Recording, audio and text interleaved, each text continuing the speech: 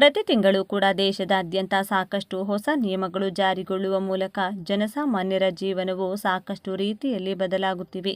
ಇದೇ ಮೇ 1ರಿಂದ ಇಡೀ ದೇಶದಾದ್ಯಂತ 7 ಹೊಸ ರೂಲ್ಸ್ಗಳು ಜಾರಿಗೆ ಬರುತ್ತಿದ್ದು ಎಲ್ಲ ಸಾರ್ವಜನಿಕರಿಗೆ ಬಂಪರ್ ನ್ಯೂಸ್.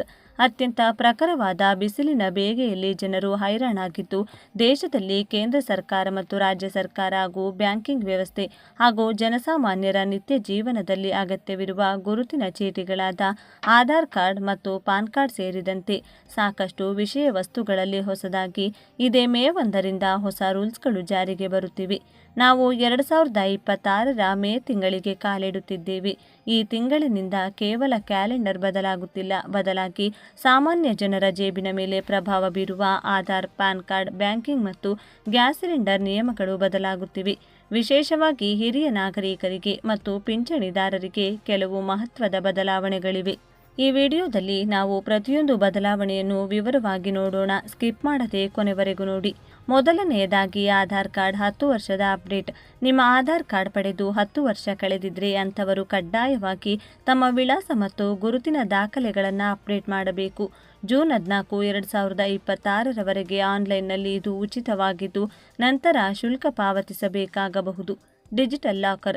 ಇನ್ಮುಂದೆ ಹೆಚ್ಚಿನ ಸರ್ಕಾರಿ ಸೇವೆಗಳಿಗೆ ಕಾಗದದ ಆಧಾರ್ ಬದಲಿಗೆ ಡಿಜಿಟಲ್ ಆಧಾರ್ ಪರಿಶೀಲನೆಗೆ ಹೆಚ್ಚಿನ ಒತ್ತು ನೀಡಲಾಗುತ್ತಿದೆ. ಮೂರನೆಯದು ಪಾನ್ ಕಾರ್ಡ್ ಅಪ್ಲಿಕೇಶನ್ನಲ್ಲಿ ಬದಲಾವಣೆ. ಪಾನ್ ಕಾರ್ಡ್ ಹೊಂದಿರುವವರಿಗೆ ಮತ್ತು ಹೊಸದಾಗಿ ಅರ್ಜಿ ಸಲ್ಲಿಸುವವರಿಗೆ ದೊಡ್ಡ ಬದಲಾವಣೆ ಇದೆ. ಹೆಚ್ಚುವರಿ ದಾಖಲೆ. ಏಪ್ರಿಲ್-ಮೇ 2026ರಿಂದ ಹೊಸ ಪಾನ್ ಕಾರ್ಡ್ಗೆ ಅರ್ಜಿ ಸಲ್ಲಿಸುವಾಗ ಕೇವಲ ಆಧಾರ್ ಸಾಲದು. ಅದರ ಜೊತೆಗೆ ವೋಟರ್ ಐಡಿ ಅಥವಾ ಹುಟ್ಟಿದ ದಿನಾಂಕದ ಅಧಿಕೃತ ದಾಖಲೆ ನೀಡುವುದು ಕಡ್ಡಾಯವಾಗುತ್ತಿದೆ. ಹೆಸರಿನ ಹೊಂದಾಣಿಕೆ. ನಿಮ್ಮ ಆಧಾರ್ನಲ್ಲಿ ಹೆಸರು ಹೇಗಿದೆಯೋ ಪಾನ್ ಕಾರ್ಡ್ನಲ್ಲೂ ಹಾಗೆಯೇ ಇರಬೇಕು. ಇಲ್ಲದಿದ್ದರೆ ಟ್ಯಾಕ್ಸ್ ರೀಫಂಡ್ ಪಡೆಯಲು ತೊಂದರೆಯಾಗಬಹುದು. ನಾಲ್ಕನೆಯದು LPG ಗ್ಯಾಸ್ ಸಿಲಿಂಡರ್ ಬೆಲೆ ಮತ್ತು ಡೆಪಾಸಿಟ್. ಮನೆ ಬಳಕೆಯ ಗ್ಯಾಸ್ ಸಿಲಿಂಡರ್ ವಿಷಯಕ್ಕೆ ಬಂದರೆ ತಿಂಗಳ ಬದಲಾವಣೆ.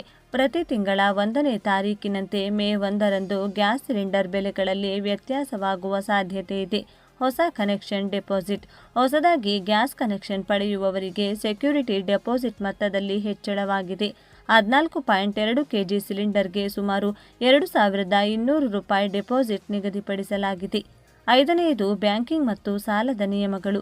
ಬ್ಯಾಂಕ್ ಅಕೌಂಟ್ ಇದ್ದವರಿಗೆ RBIನಿಂದ ಸಿಹಿ ಮತ್ತು ಕಹಿ ಸುದ್ದಿ ಎರಡೂ ಇದೆ. ಸಾಲದ ಮುಂಗಡ ಪಾವತಿ. ನೀವು ಹೋಮ್ ಲೋನ್ ಅಥವಾ ಕಾರ್ ಲೋನ್ ಪಡೆದಿದ್ದರೆ ಅದನ್ನು ಅವಧಿಗಿಂತ ಮುಂಚಿತವಾಗಿ ತೀರಿಸಲು ಹೋದರೆ ಬ್ಯಾಂಕುಗಳು ಈ ಮೊದಲು ದಂಡ ವಿಧಿಸುತ್ತಿದ್ದವು. ಆದರೆ ಈಗ ಫ್ಲೋಟಿಂಗ್ ರೇಟ್ ಸಾಲಗಳ ಮೇಲೆ ಯಾವುದೇ ದಂಡ ವಿಧಿಸುವಂತಿಲ್ಲ. ಸುರಕ್ಷಿತ ಪಾವತಿ.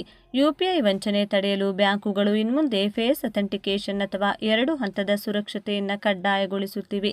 ಆರನೆಯದು ಹಿರಿಯ ನಾಗರಿಕರು ಮತ್ತು ಪಿಂಚಣಿದಾರರಿಗೆ ಬಂಪರ್. ಈ ವಿಭಾಗ ಅತಿ ಮುಖ್ಯವಾದದ್ದು. ಪಿಂಚಣಿ ಹೆಚ್ಚಳ.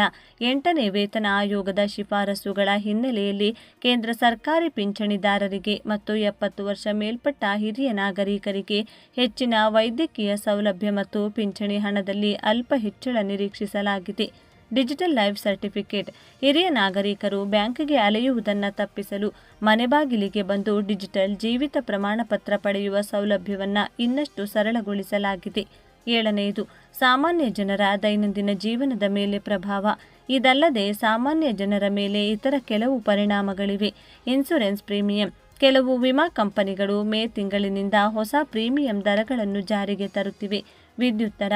ಕೆಲವು ರಾಜ್ಯಗಳಲ್ಲಿ ಬೇಸಿಗೆಯ ಹೆಚ್ಚುವರಿ ಬಳಕೆಯ ಹಿನ್ನೆಲೆಯಲ್ಲಿ ವಿದ್ಯುತ್ ದರಗಳಲ್ಲಿ ಅಲ್ಪ ಏರಿಕೆಯಾಗುವ ಸಾಧ್ಯತೆ ಇದೆ.